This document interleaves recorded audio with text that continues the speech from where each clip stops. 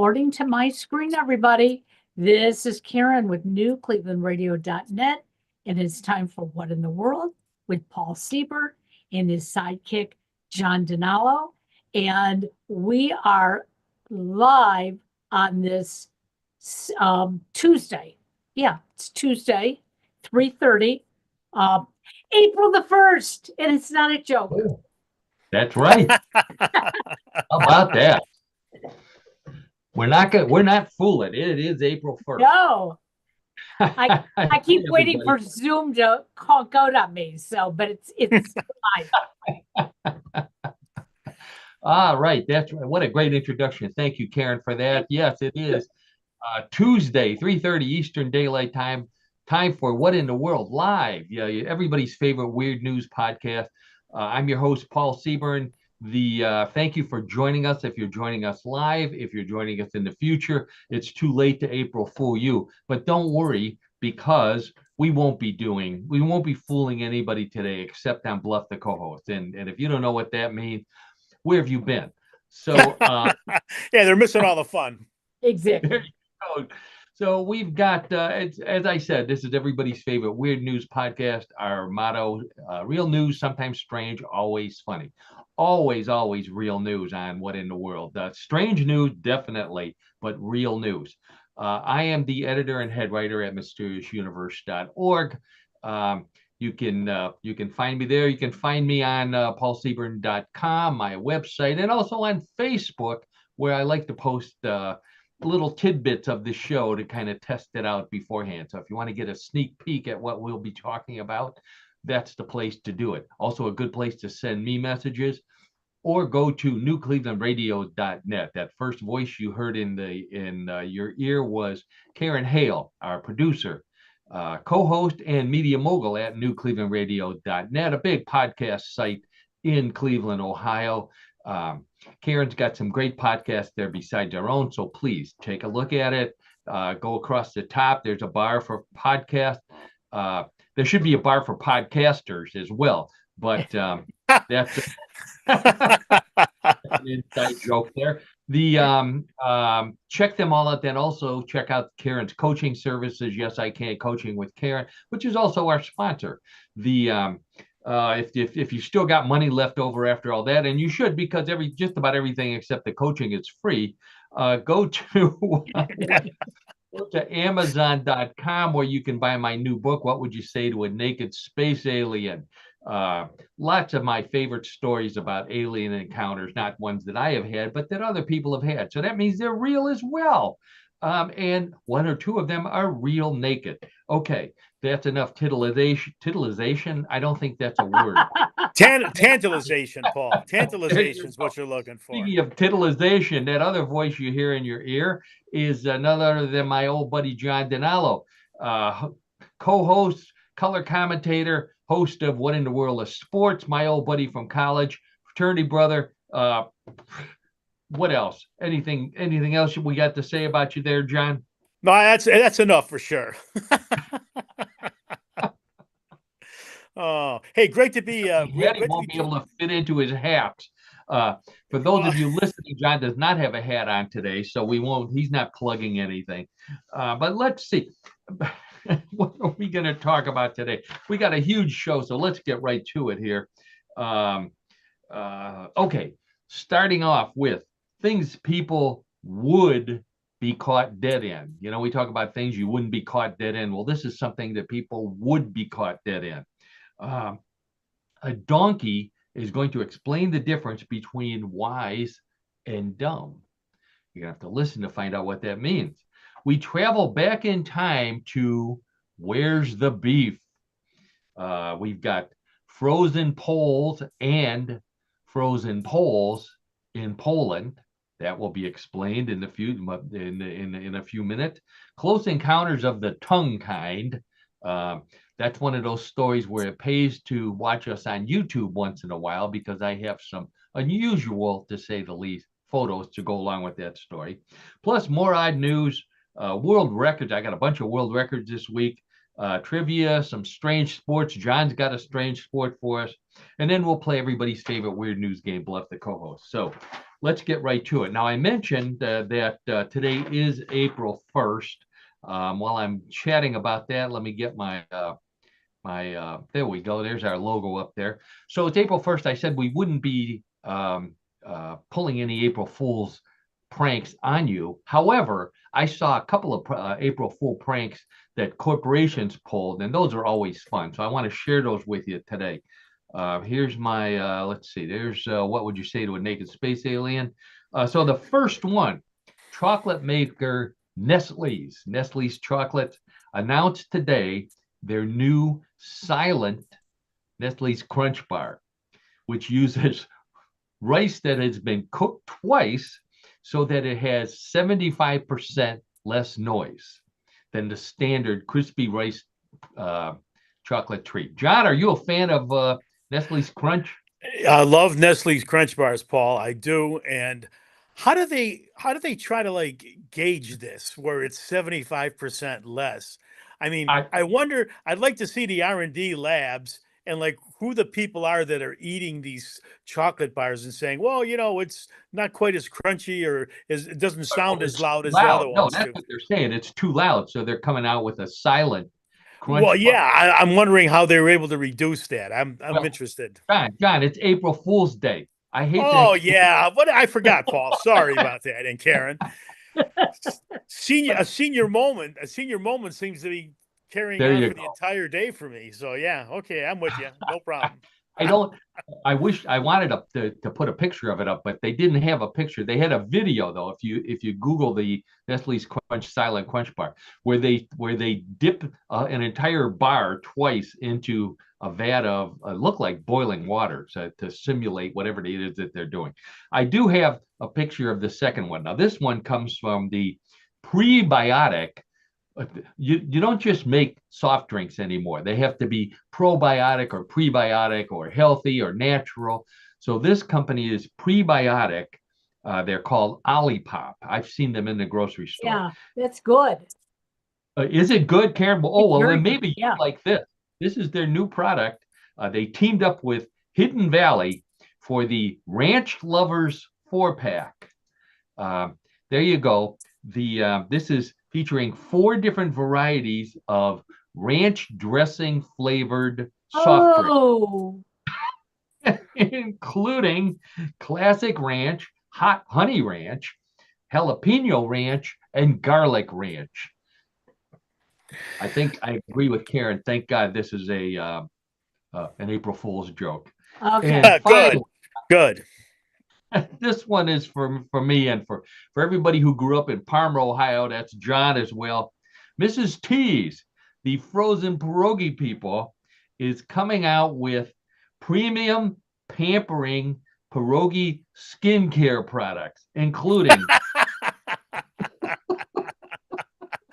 Oh, Paul, including- that's killing me right now. That look at the including mini pierogi eye patches. There's a picture of the jar right there. Okay. A whipped potato and aged cheddar cheese face cream. Oh, And oh Lord. butter and onion flavored lip oil. And they went all out. They had this beautiful advertising photograph of jars of all this stuff made up. Mrs. T's Pierogi's premium pampering set. Stuff your beauty cabinet with our delicious new skincare line. I love it. That's unbelievable. Oh, I guarantee, knowing as many people as I know in Parma, Ohio, there are people who are disappointed that that's an April Fool's joke. I guarantee it. yeah. I would agree with you, Paul. I think there's a lot of people that'd be interested in having that for sure. You know plenty of them, John. I know that. That's Yes, right. I do. Okay. I do, as a matter of fact. All right. So there's our April Fool. I have a couple of April Fool references coming up in the show. But okay, so here's our first story. This was very popular on my Facebook page this week. A British man. Oh, this is things you wouldn't want to be caught dead in. It would be want to caught dead in. British man whose favorite treat was a Snickers candy bar, got his dying wish when his family buried him in a casket painted to look like a giant Snickers candy bar. Oh my gosh. There's a picture of it. Yeah, you can see the Snickers label on it. It says "I'm nuts." It's got pictures of peanuts on it, and to let you know that it's a casket, some handles, and it, you know, if I were him, I would have also included in the instructions to put me in a brown suit. So when people come up to me and see me in this Snickers box, they'll say, "Oh, he looks so natural." Because I'll be in a brown suit that goes with. Never mind. No, We get it. I We get get your it. vibe on this, Paul. That is something, though. In fact, only on our show would I have something to see something like this and know that this is real. But in This a is way, real. it's really odd, really odd. Isn't that wild? Now, funeral directors say they get this kind of request all the time, and some they do. Anybody who wants to get dressed up like a Tootsie Pop, they don't do that. That's just That's a good thing, I believe. Wow. yeah, exactly, John. So Snickers was introduced in 1930, so they're approaching their 100th anniversary of the invention of the Snickers bar by Mars, obviously. Nate, I thought this was interesting. I always wondered where they came up with that name. Do you have any idea, John? No, Paul, I really don't. You have to bring me up to speed on Well, what it is. remember Yeah. remember this for our next trivia bowl. The Snickers was introduced, was named for the Mars family's favorite horse. The horse's name was Snickers. Oh, They really? named, Okay. yeah, they named it Snickers, which was a great idea until one day little Sally Mars said, "Daddy, where's Snickers?" And Daddy said, "You ate it." Oh my. Oh, Oh, It was an April Fool's joke. That's what it was. good, So good. That is a joke, Paul. here's another equine story, also from England. In England, the West Midlands Police Department. This was a fun story on YouTube on Facebook as well. West Midlands Police Department was called in to capture an escaped donkey wandering in traffic, and the way they lured him to be captured to safety, they bribed him with mints, and just these people are so prepared, just in case that it was a miniature donkey. They also brought some junior mitts. oh, Well, that's okay, Paul.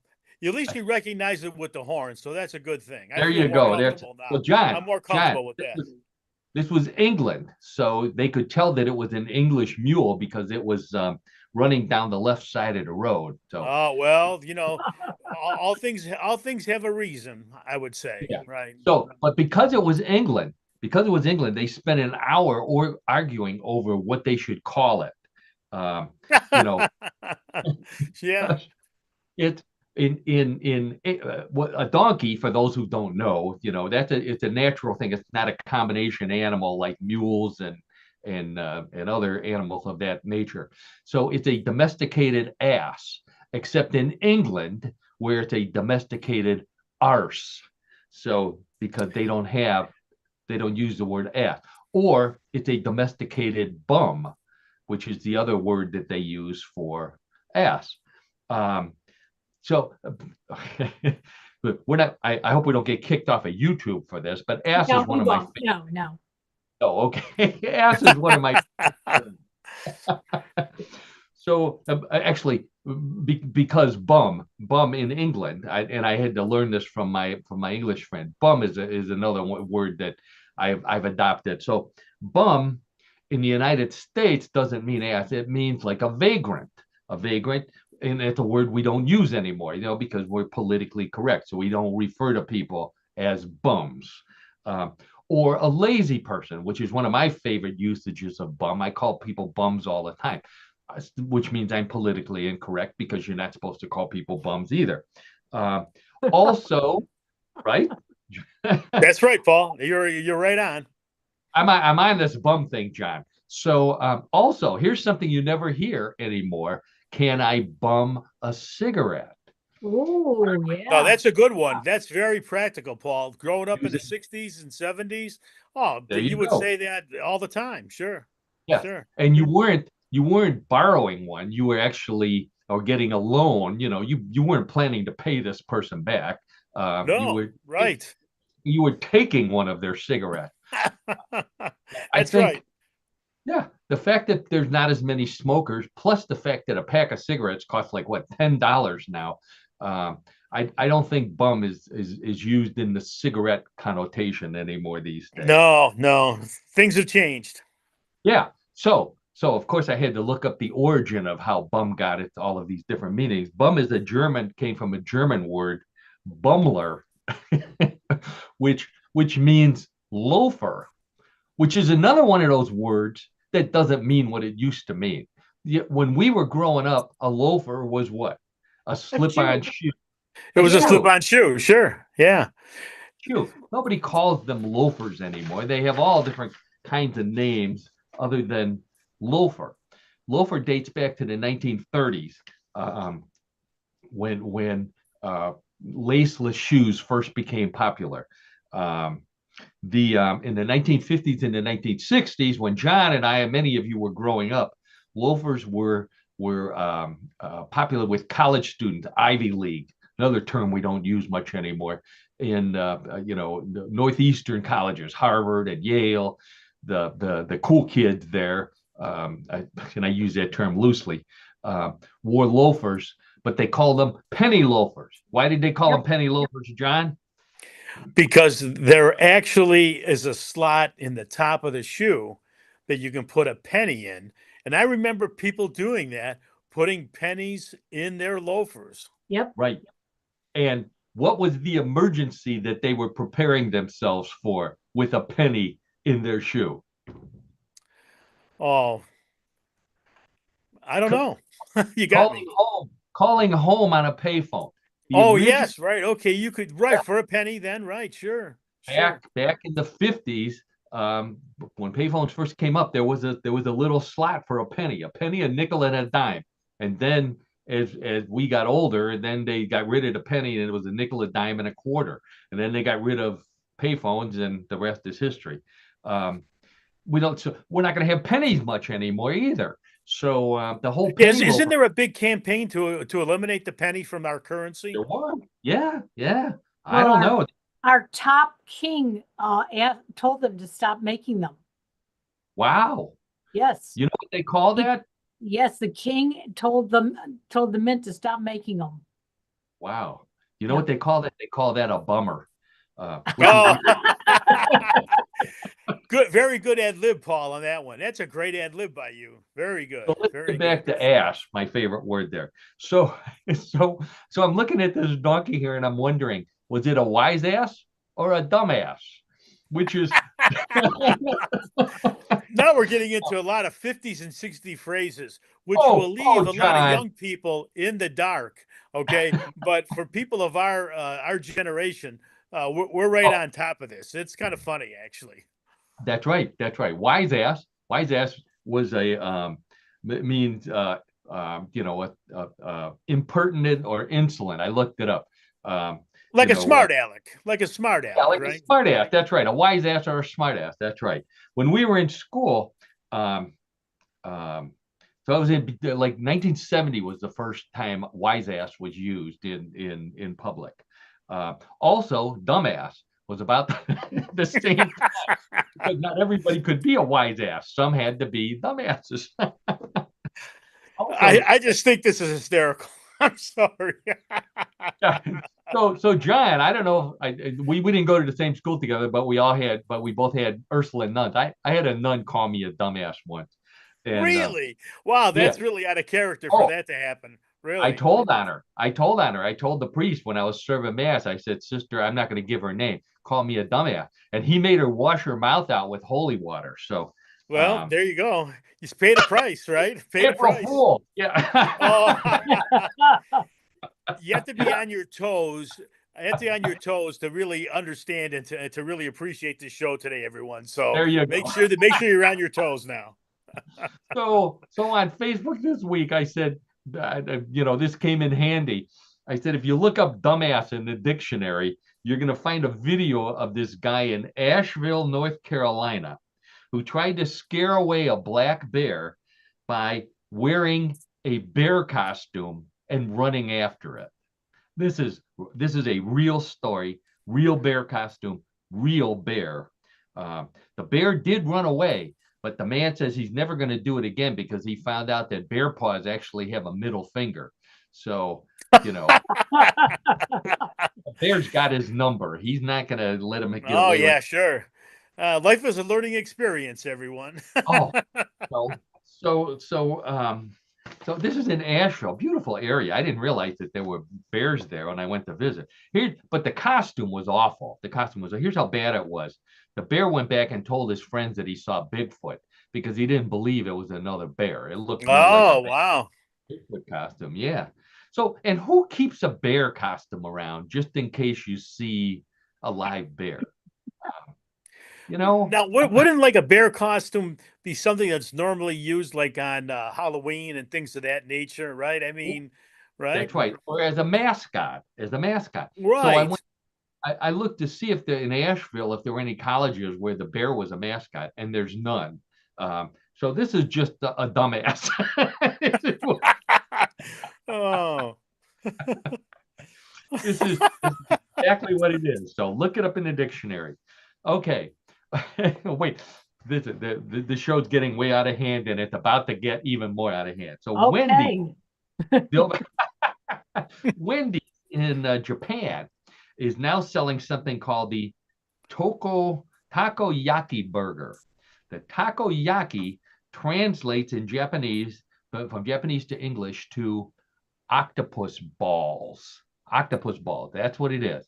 So here's a picture of a tokayaki burger, which has a bun, obviously, two buns, not bum, okay, buns, a hamburger, and then these three giant deep fried balls.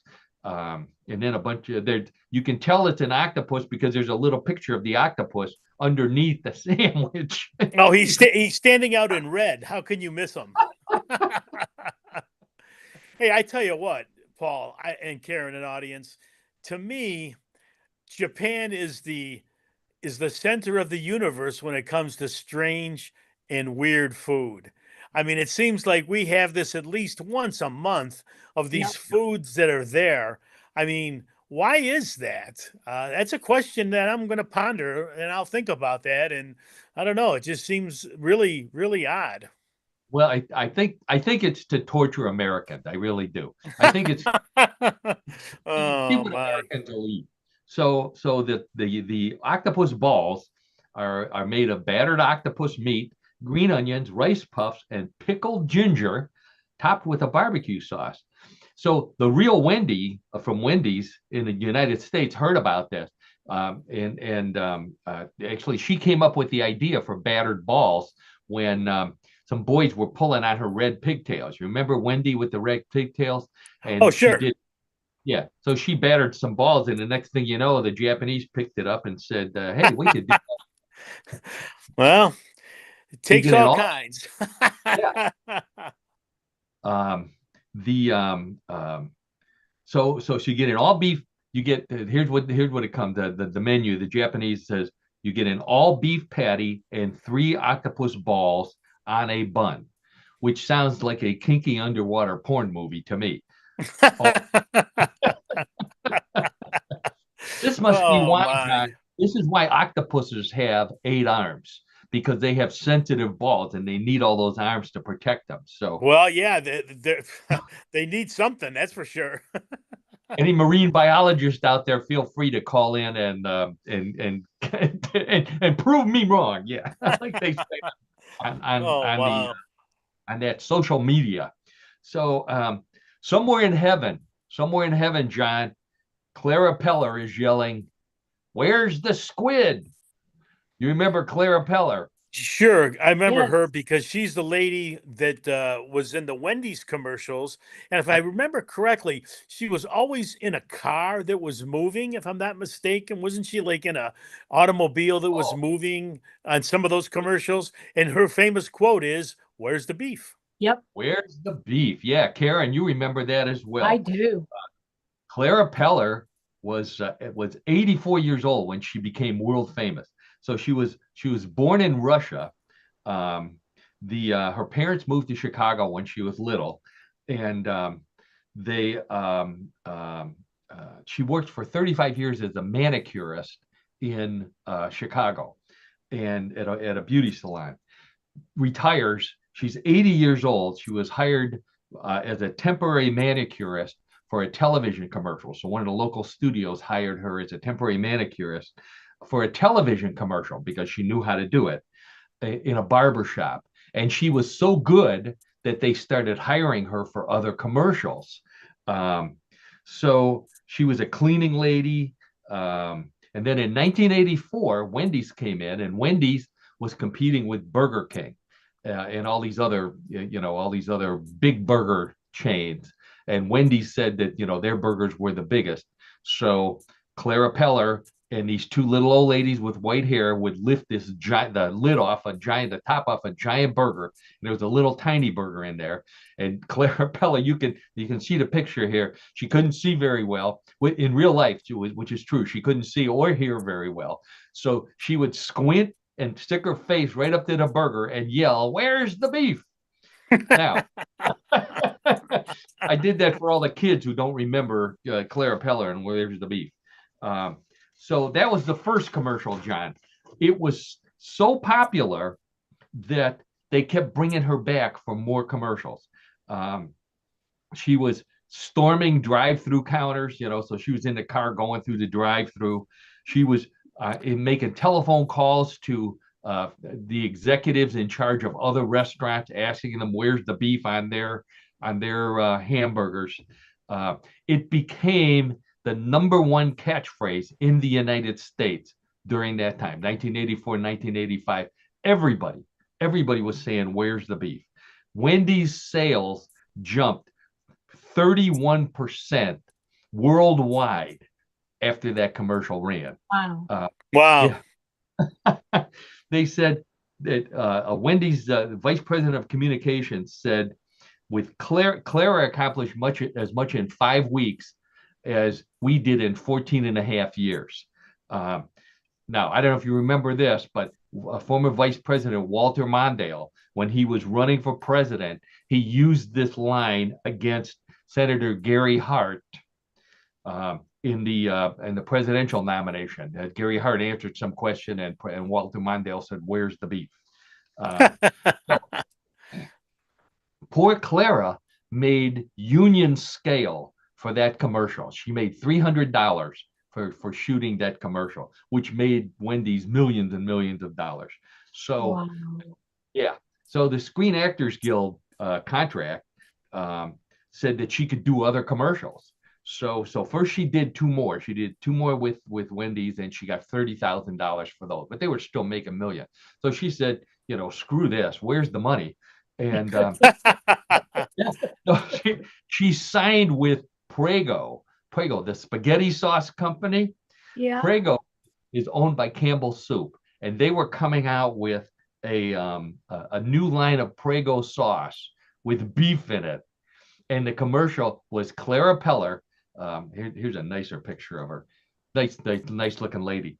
She was in the commercial smiling, and she says, "I found the beef." So, yes. Remember that. So, yeah. So she's just not quite as famous for that. Guess what? She gets a restraining order from Wendy's, who says she's implying that you can't find the beef at Wendy's. You have to go to the store and buy Prego meat sauce to buy it. So she was. Oh my God. Yeah, she was poor lady given a cease and desist not to do any more Prego commercials. And then she even appeared on Saturday Night Live. I was watching Saturday Night Live over the weekend. In 1984, she made a guest appearance on Saturday Night Live when the host was the George McGovern running for president or something. I don't know. The politician George McGovern. So there you go. A little more deep dive into the trivia of the 80s there. Very good, Paul. Very good story. Thank you. Very good story. Okay, so we love to talk about world records, and so we got a bunch of world records on the show this week, and I'm going to kick it off the world record portion of the show with a sports record. And if you got a sports record, we got to bring John in on this one. So tell us about our sports record of the week, John. Yeah, thank you, Paul. So yes, this story comes from Egypt, where Egyptian freediver Rami Abdelhamid jumped into the Red Sea and broke the Guinness World Book record for the most pull-ups underwater with one breath. Most pull-ups underwater. John, I could have used this skill back when we used to go to the neighborhood pool in the summer, because I was always pulling up my trunks after a dive. Well, I think everybody did that. I mean, that's right. But anyway, so Paul, thanks for that visual. but wait. Rami was doing real pull-ups on a bar underwater. Now, after swimming straight down 29 feet, 6 inches, believe it or not, he was able to do 33 pull-ups before he had to surface for air. I've got a picture up here of the guy doing these pull-ups underwater on a pull-up bar. Now, John, he's in a pool. This looks pretty easy to me. Well, Rami gets that question all the time, Paul. He says that buoyancy helps on the pull-up, but he has to fight gravity to push back down. Plus, remember, he's holding his breath, and he's 29 feet underwater. Wow. And if he's like me, he's holding in his gut, and he's holding onto his trunks in case anybody's watching while he's doing it. I think that's exactly right, Paul. Oh my gosh. The belt around his waist. Notice there's like a belt around his waist. Yeah, it kind of looks like that, Karen. I did not notice that in the third commercial and the third photo there. Does he have that? Maybe he's training. I don't know. I don't know that. I don't know. Well, let's do a deep dive. Let's do a deep dive on that one, so to speak. Yeah. Okay. I couldn't resist. Sorry, I couldn't resist. Double horn for John there. Oh. I couldn't resist that one. Sorry, gang. Sorry. Yeah, wait, John's going to have to start teaching improv classes here. Nice one. Oh, my Lord. Good one. All right. Yeah, he looks like he's in really good shape. So good for you, Rami. Yeah, really. So here's another one. It's another world record. I'll take this one because it's from Poland, of all places.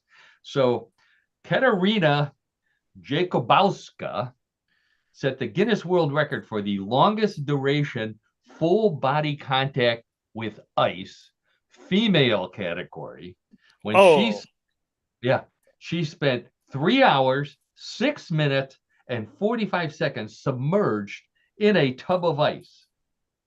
Then she set a second world record when she convinced 207 other people to jump in the ice tub one at a time for 5 minutes at a time to become the most participants in an ice bath relay. I didn't even know there was a thing. Yeah. There's a picture of her all by herself in the tub of ice. There's a picture of a guy jumping in after a lady warmed it up for him. All I know is I watched the video. After watching men emerge from the tub, I realized why when you buy a package of them, it says you shouldn't freeze Polish kielbasa, because what a revelation! What a revelation, Paul. So this woman she would spend 3 hours training in frigid conditions. This is how she trained. She used to go to divorce court and sit in between the couple. Oh, jeez. 3 hours in a tub of ice. I couldn't do it. I mean, when the power goes out around here, and if it's gone for more than a day, I won't take a shower. I'm not taking a cold shower. I'll stink until the power comes back on.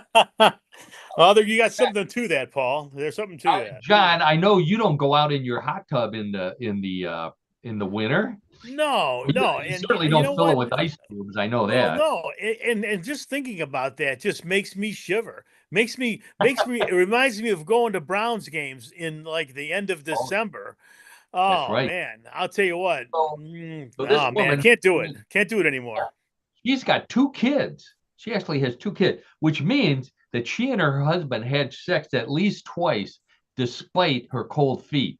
So, Oh. Oh, you know, okay. my mind goes.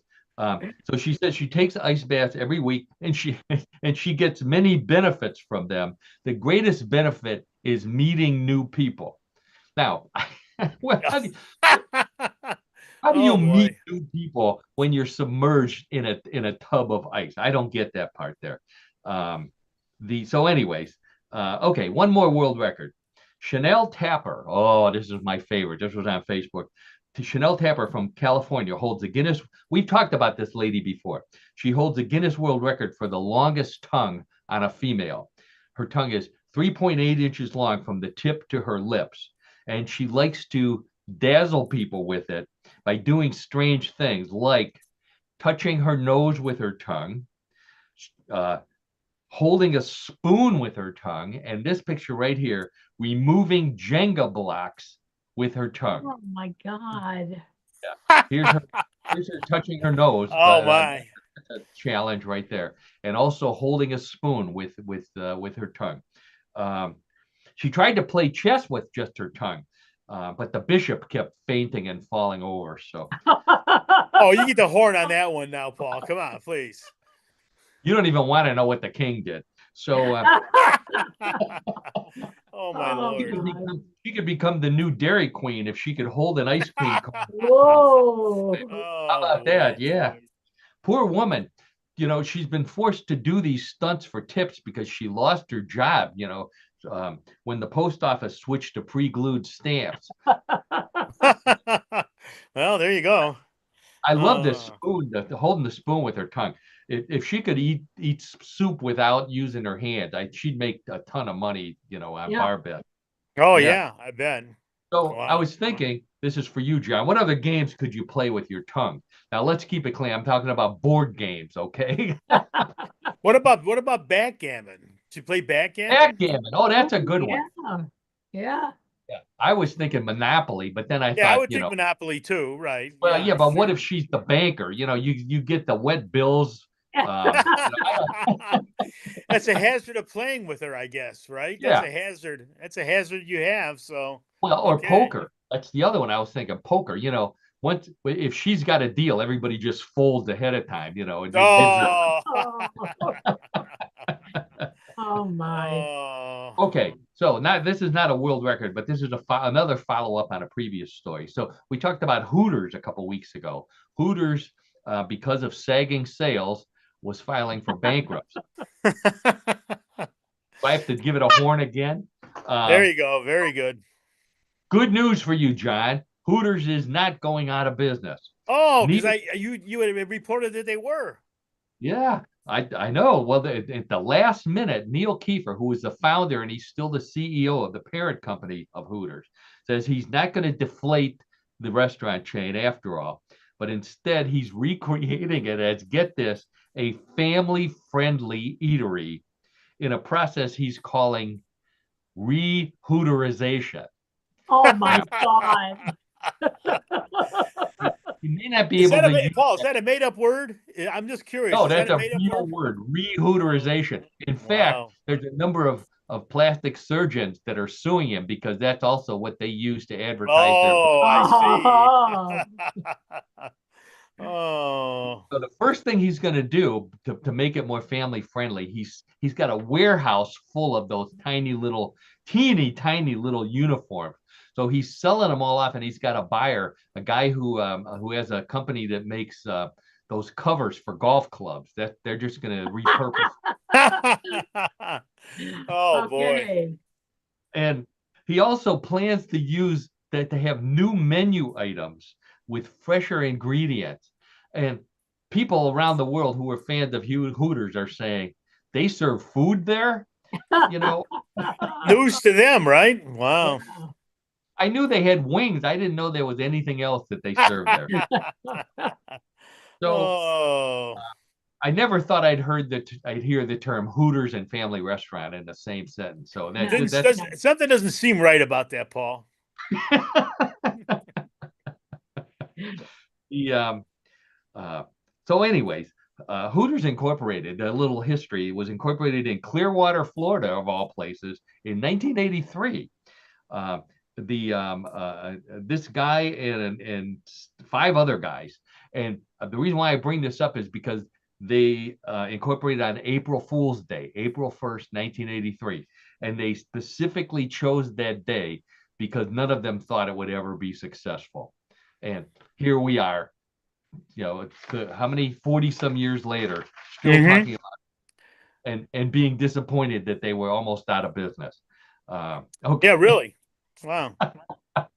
So, new survey from Great Britain found that 3 out of 10 members of Generation X, which is people ages 16 to 26, Generation Z, 16 to 26, use artificial intelligence for instructions on how to change a light bulb. No. Yes, they use Google Gemini is one of them that I use, not to learn this, but you Google Gemini, how do I change a light bulb? The other 7 out of 10 don't need to do that because they still live at home and their dad changes the light bulb. Or they live in the basement. Yeah. There you go. They live in the basement in the dark. Thank you, John. That's right. Okay, one more here. Jessica Simpson, a famous singer, actress, lovely lady. This week she's making a big comeback. So she comes out with this new CD, I guess, and a new album, and she explains why she sounds better on this particular album. And she says she has a new vocal coach, and the vocal coach got her voice back into shape by making her drink a Chinese herbal concoction whose main ingredient is, get ready for this, snake sperm. Now, this sounds to me, it sounds more like a Monty Python April Fool's joke. Yeah, that's what it sounds like for sure. But it's for real. I looked it up. She actually does it. It's an herbal concoction. She says it tastes like honey. I don't know about that. I don't know if I want to try that one. That's for sure. Yikes. I don't want to know how they collect this snake sperm either. Yeah, right. Some things are left better unexplained, Paul. Well, John, I heard a rumor that she actually makes it at home, makes her own sometimes, which could explain why she has such a tight grip on the microphone when she sings. I think. Oh. And on that note, boy, what an odd show we've had. This like quite a risky show. I would say so. I'm going to end it right there and talk about something a little less risque, and that would be my old buddy John Denalo. Hey, I'm your guy, Paul. I'm your guy. That's it. What in the world of sports with John Denalo? Boy, regular listeners of the show know I talk about it all the time. John and I met in college. We're fraternity brothers. We go way back. John knows more about sports than anybody else I know, so he's the perfect guy to be the host of What in the World of Sports and to accept the challenge I present to him every week. John, find a weird sport that fits the description, real sport, sometimes strange, always funny. And John, as everybody knows, always manages to come up with a good one. He's got a great one for us this week. We got a bunch of photos to go along with it. So, John, why don't you get into our sport for us? All right, Paul, I will do. Thanks for the intro. So, our sport this week is very unique. That's because it is an ancient version of one of the most popular sports in the world, and that sport is soccer. But there's one extra rule in this game. No murders are allowed. Let me explain. Let me explain.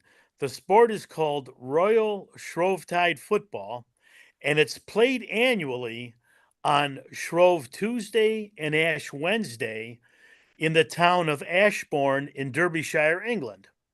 Wow. Every year, thousands of people descend on Ashbourne to watch this ancient game. Even without any murders, Royal Shrovetide football looks nothing like soccer. In fact, it could easily be mistaken for a riot.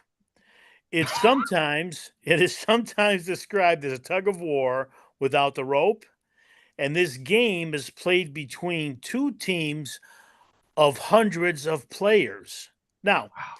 there is a goal at each end of a 3.1 mile sector, and the teams must march with a pumpkin sized leather ball that we see here in the photo to their opponent's goal. And in doing so, you're going through rivers, hedgerows, high streets, and anything in their way except for churchyards, cemeteries, and places of worship. So you can carry on this sport in all those areas, but the churchyards, cemeteries, and places of worship are off limits. Now, Wow. Shrovetide ball games have been played in England since at least the 12th century, Wow. and it started during the reign of Henry II. However, the no murders allowed rule wasn't added until the 1600s. One theory is that the ball was originally a severed head tossed into the crowd of spectators following a public execution. Now, Wow. Oh, now there are a few other rules. Rugby players and boxers tend to do well, according to Mark Harrison, who actually scored a goal in 1986. And in 2003, he had the honor of carrying the then Prince Charles on his shoulders when he opened that year's games. And Paul's got a great picture of that there. Yeah, but Prince Harrison Charles said, he doesn't look yeah, too happy about this. well, according to Harrison, he said that Prince Charles loved it. So take that with a grain of salt. Take it with a grain of salt. Now, today, the game is played between two halves of Ashbourne called the Uppards and the Downards, depending on whether players are born on the north or south of the River Henmore. So there are requirements, as I said, that based on where you're born, you either play for one team or you play for the other. Now, on the day before Shrove Tuesday, shop windows are boarded up, doorways are barricaded, and signs are placed warning people not to park their cars in the street where they can be easily shoved out of the way by the force of the hordes of players trying to move the ball by either carrying or kicking it. Wow, Now, here's a picture of the stores actually boards across their windows and doors. Yeah. right, right. And the mass of players is ironically called a hug, and the game is sometimes called hug ball. It is chaotic, as you can see. Paul's got a photo here of people in contention in this sport, moving trying to move the ball. Now, for the record, a ball is gold when it is hit 3 times against one of the millstones at either end of the town. Here's So a that's picture it. of the millstones there, and Right, it's on the river, so you got to almost have to fall in the right, river. right. And Now, not to be outdone, this is the other one, so they're both on the river, I guess. and why they had Miles to be apart. hit? No, Wow. thanks, Paul. But why they had to be hit 3 times? I don't know. I don't have an explanation, but it's 3 times as it is. So now scores have likened the achievement to winning Olympic gold medals, and they are carried on their shoulders through the town and celebrated like heroes. In closing, Royal Shrovetide football is a good example of the crazy things Catholics do before Lent. Imagine if there were hundreds of people on basketball teams and the referees had to call fouls on attempted murders. Ooh. Now, that would be March Madness. oh, oh. Wow. I wouldn't believe it if I didn't see all the photos of these crazy people. And I've mentioned this before. I played rugby in college. This is nothing like rugby. I would not go anywhere near this mass of people. There was a picture of them. They had duct tape wrapped around their fist, and I don't even want Well, to. you're right, Paul. And when you really look at it, okay, there are really no rules, okay, that govern this. I mean, there you can call them rules, but it's like mass humanity just going against each other. And Which is the you ball know, is secondary to right? Yeah, and and the funny thing is, people know this going in, right? It's not like they don't know what they're signing up for. I mean, you have to have a certain mindset to do that. I'll just leave it at that. I'll mention this for Karen because she normally points out things like that. You don't see any women in any of these photos. I believe this is a strictly a male sport. I don't think there's any restriction per se of women not competing, right, or Yeah, not being able to you compete. can see But I women, agree. I don't think I've seen any yeah, you photos of can any see women women here. in the picture here. So, yeah, there are a few women that you can see. Okay. Oh, Well, they may be. Yeah, these they may may. be spectators. This might be at the end Yeah. because apparently there's a lot of spectators for this sport as well. Well, So, again, and it's a tradition that goes back so many years, which I found amazing. I mean, right. it's something that they do annually. So, Yeah. For something that goes back to the 1300s, you would think that we would have heard of something like this. And when right. John mentioned it to me, I said, I've never heard of anything like this. But then I thought about it. The more I thought about it, I seem to remember back when we were in college, one of the other fraternities, right before Lent, challenged us to a Shrove Tide football match of some sort. And of course, we accepted because you never turned down a challenge, and because we were stupid and drunk. And not necessarily in that order, but so the older brothers always went to me and John, the young guys, and said, "Hey, we got challenged to this Shrove Tide football thing. Why don't you guys train for it? Figure out what it is and train for it, and then you'll be our team." So John and I knew that being good Catholic boys, what you did on Shrove Tuesday was you ate donuts. So we figured that they must have something to do with donuts and maybe carrying the donuts. So what we did, we got in shape. Uh, Here's John and I in college carrying these giant weighted donuts on our shoulders, get in shape for carrying the donuts. And then we figured, we went to the donut shops and they said, well, we can't bake anything that big. So we had to bake it ourselves. So here's the giant donut that we made for this big Shrove Wow. that we I were going to. remember that now. I'm seeing is believing, as you would say, right? Wow. Okay. That's right. So then we figured that the way you win after you carry it would be to eat it, and we were ahead. We were ahead after the carrying part, but the other fraternity brought in a ringer, this guy, and he pretty much Oh, God. demolished us on the eating part. So we lost, but we all Yeah, drank he beer. put us. Well, we drank because he put us to shame. Now that I remember this, Paul. That's right. That guy, yeah, he must have been in Beta Tau, I think it was at the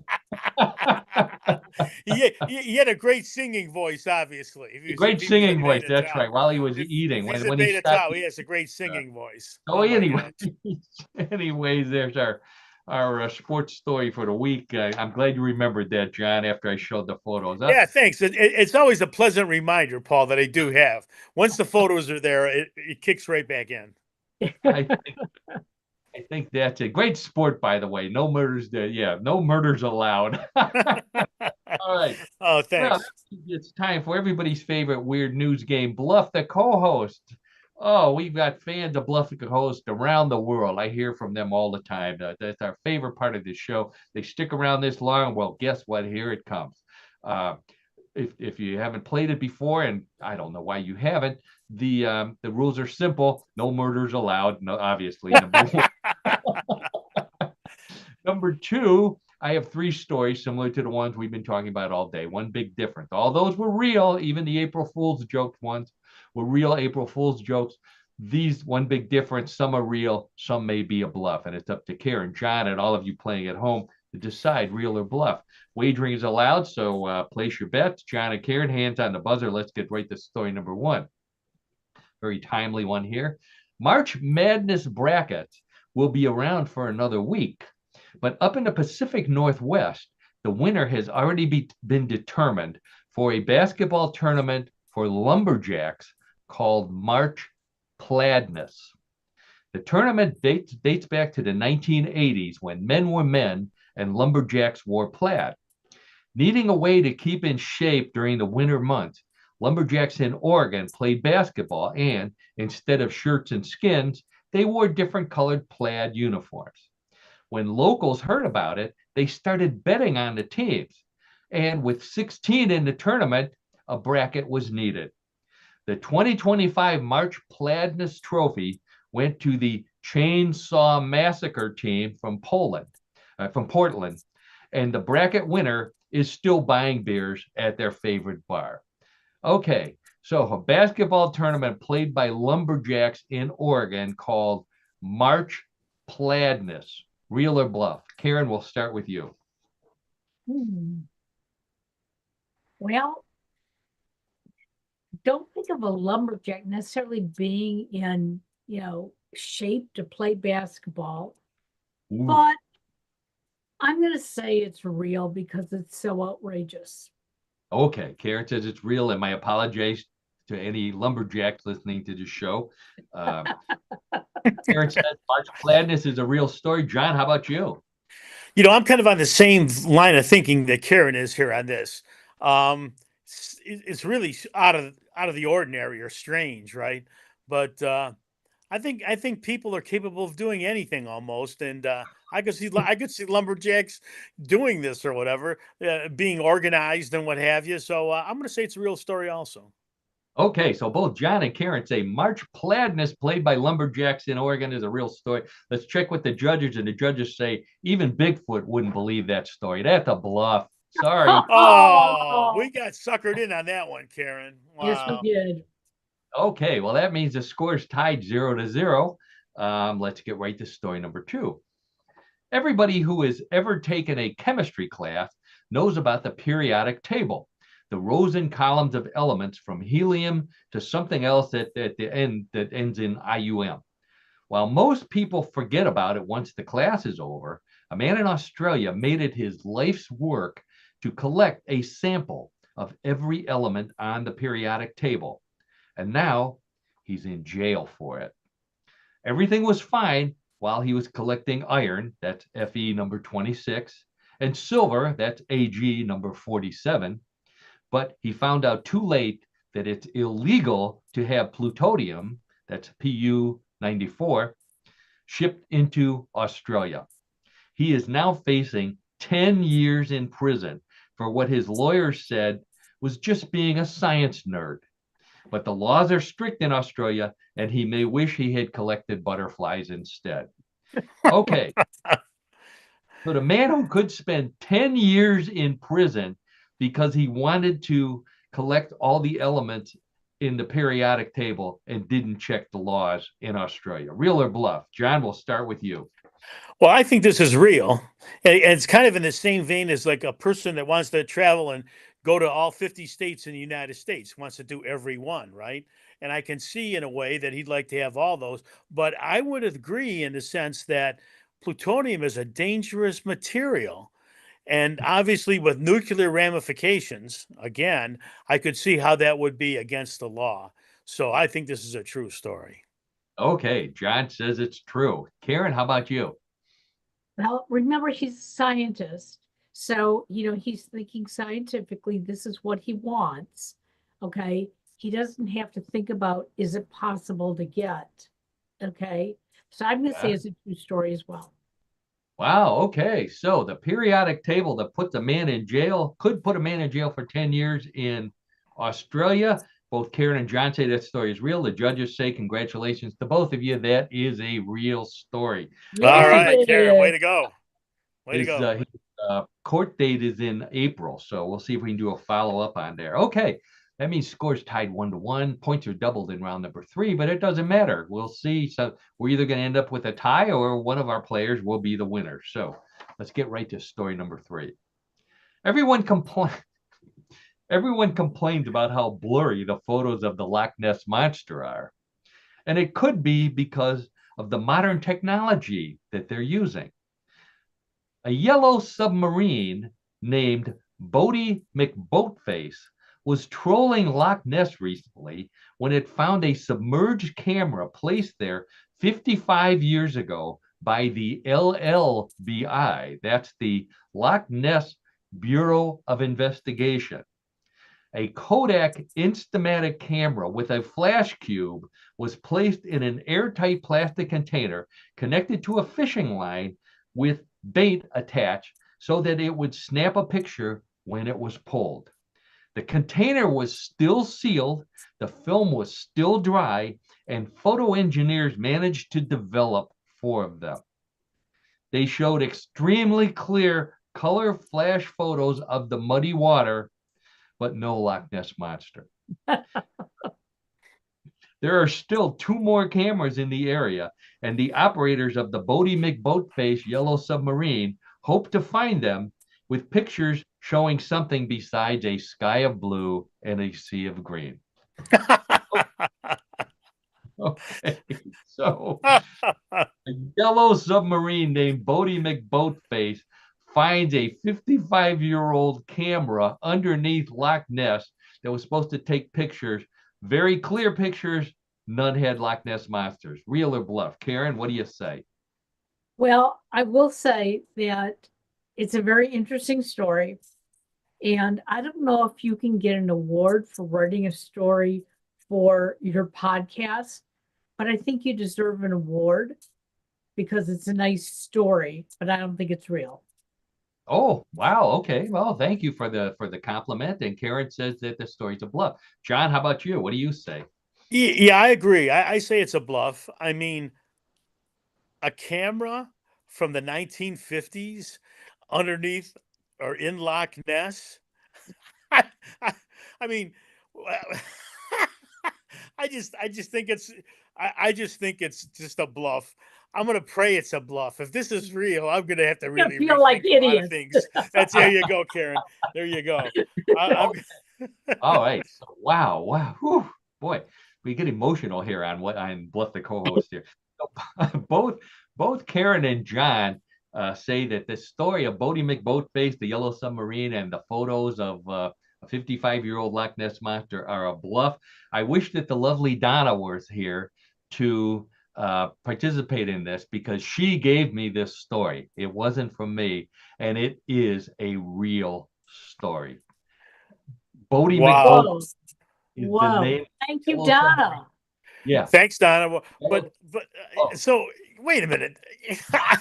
I could see someone doing this, but were there any photos actually taken of anything in the lake? If it's under this thing's been submerged for 55 years and it still works. John, oh my! It was a Kodak Instamatic camera. They showed pictures. Just look up Bodie McBoatface Loch Ness, and you'll see it. All right, sure. An Instamatic, just like all of us had, with the cube that turned. Right. Interesting. Yes. And Bodie McBoatface, they held a contest back in 2016 to name the new yellow submarine for the National Oceanic Group in Great Britain. And that's the name they came up with, Bodie McBoatface. So if my friend Simon down in Texas, who's from England, I know he knew the answer to this one right away. Wow. And it was in USA News, USA Today. Oh, really? Yeah. Wow. Yeah. So I had seen the story yesterday, and Donna sent me early this morning. I get up early before she does. She was already on her face on her phone, and she found the story and sent it to me. And she said, "Oh, this is perfect for Bluff the co-host." Within minutes, I found it in USA Today. I found it on the BBC. Everybody was covering us. I was afraid you guys had seen it. Yeah. Wow. So now, has it hit Facebook yet? Has Oh, Facebook gotten a hold of it? probably. I didn't post it myself, but just you know, Right. it's going to Okay. be Sure. mainstream media loved this story for some reason. I love So it. Well, you know, it'll it be it just shows that we get fooled every day. Yeah. That's what that shows. Perfect ending there, John, for our April Fool's Day show. On that note, I want to thank Karen Hale, our producer, co-host, media mogul at newclevelandradio.net, our platform. Thank you for everything you do for our show and for all the podcasts on your website. You know, without you, that we wouldn't be doing this show. So please, everybody, check it out.